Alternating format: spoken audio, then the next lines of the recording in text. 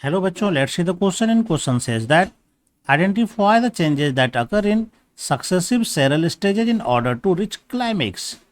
तो यहाँ पर जो पॉइंट्स दिए गए हैं इसके अनुसार यहाँ पर ये कहा जा रहा है कि जब सक्सेशन की प्रक्रिया होती है तो इसमें पायनियर कमेटी के बाद सक्सेसिव सेरल स्टेज आता है और अंततः ये क्लाइमेक्स स्टेज तक पहुंच जाता है। तो यहाँ पर कहता है उस चेंजेस को आइडेंटिफाई करना है। यहाँ पर 3 चेंजेस दिया गया, फर्स्ट, सेकंड और थर्ड, और बताना है इसमें से कौन कौन सा करेक्ट हो सकता है। तो जैसे फर्स्ट में दिया गया, यहाँ पर एक एक करके हम लोग लेते हैं। फर्स्ट में कहता है changes in the diversity of species of organism. तो जब पायनियर कम्युनिटी शुरुआत में जब रहती है, पायनियर कम्युनिटी, उस समय तो सॉइल काफ़ी कम रहता है, नहीं के बराबर रहता है, और वहाँ पर ये अपने आप को इस्टेब्लिश करता है, नंबर अपना बढ़ाता है। इसके बाद फिर सॉइल बढ़ने के बाद, न्यूट्रिएंट बढ़ने के बाद दूसरी कम्युनिटी आती है, यानी कि सेरल कम्युनिटी आती है ना। और फिर कुछ दिनों बाद इसके लायक भी वो कंडीशन नहीं रहता और इसके जगह पर फिर से आ जाती है क्लाइमेक्स कम्युनिटी। ये स्टेज चलता है। तो इस स्टेज के दौरान क्या होता है कि बार बार जो नंबर ऑफ स्पेसीज होता है वो सब चेंज होता है।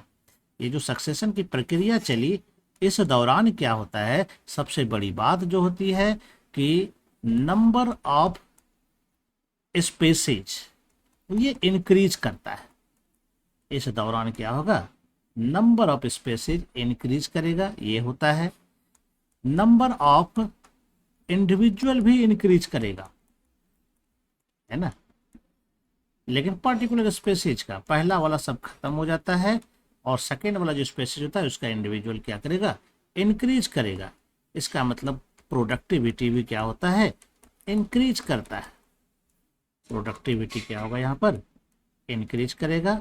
इसका मतलब है क्या कि जो बायोमास है यह भी इंक्रीज करता है ना।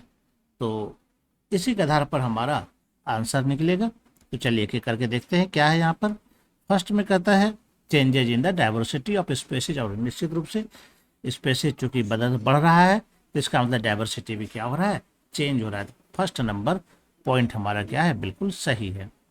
सेकेंड कहता है increase in the number of species and organ, तो स्पेसीज का नंबर बढ़ता भी है, इंडिविजुअल का भी बढ़ता है, तो ये भी सही है। थर्ड में कहता है increase in the total biomass, तो बायोमास भी इंक्रीज करता है, तो ये भी हमारा सही है। यानी करेक्ट ऑप्शन में जाएंगे तो ये सब के सब सही है।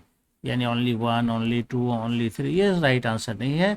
और सारा का सारा आंसर क्या होगा इसका, तीनों का तीनों सही है, यानी कि डी नंबर राइट ऑप्शन होगा। I hope you understand it well and best of luck. Thank you.